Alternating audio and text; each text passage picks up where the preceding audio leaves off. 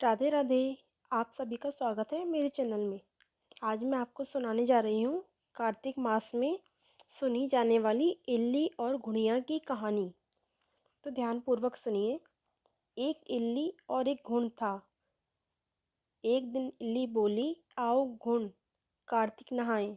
तो घुन बोला, तू ही नहा, मैं तो मोट बाजरे में पड़ा हूँ, मैं नहीं नहाऊंगा। मैं तो हरे हरे बाजरे का सीटा खाऊंगा और ठंडा ठंडा पानी पीऊंगा।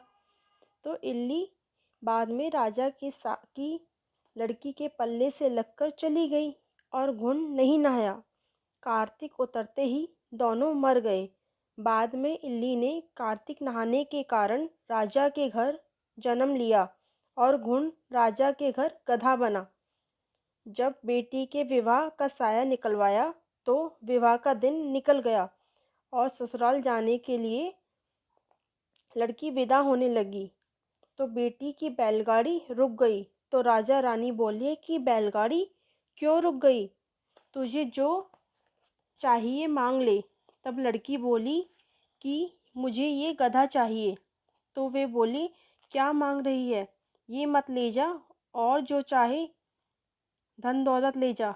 परंतु वह नहीं मानी और कहा, मुझे तो यही गधा चाहिए। तो वह गधा रथ के साथ ही बंधवा दिया।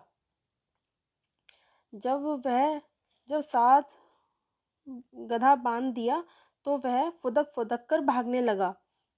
तब लड़की महल में जाने लगी तो उसे सीढ़ी के नीचे बांध दिया। जब लड़की सीढ़ी उतरने लगी तो गधे ने कहा कि ए सुंदरी, तुम मुझे अपने साथ यहाँ क्यों लाई हो।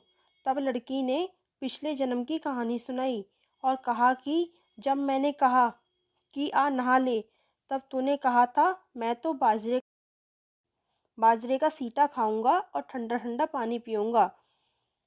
तो उन दोनों की आपस की बातें देवरानी जेठानी ने सुन ली और देवर को कहा कि तू क्या जादूगरनी लाया है जो जानवरों से बात कर रही है। तो राजा बोला, कानों सुनी नहीं मानूंगा, आंखों से देखकर मानूंगा। दूसरे दिन वह छुपकर बैठ गया और देखा कि रानी महल से नीचे उतरी और गधे से बात करने लगी।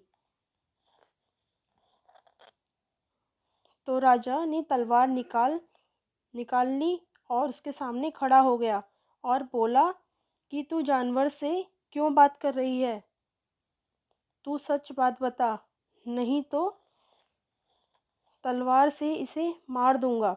तब रानी ने कहा कि औरत का भेद मत खोलो। तब राजा ने कहा, मैं तो पूरा भेद खोलूंगा। तब रानी ने कहा कि मैं तो इससे पिछले जन्म की बात कर रही थी।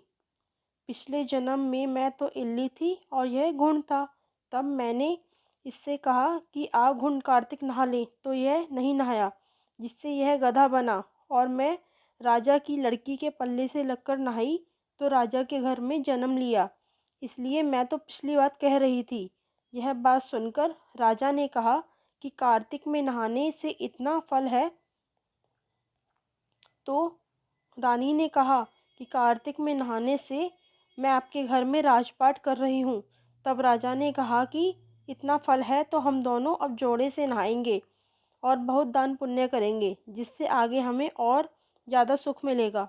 दोनों कार्तिक नहाने लगे तो राजा के घर में बहुत धन संपत्ति हो गई। हे कार्तिक महाराज, जैसे इल्ली को सुख दिया वैसा सबको देना, जैसे घुन को दिया वैसा किसी को मत देना।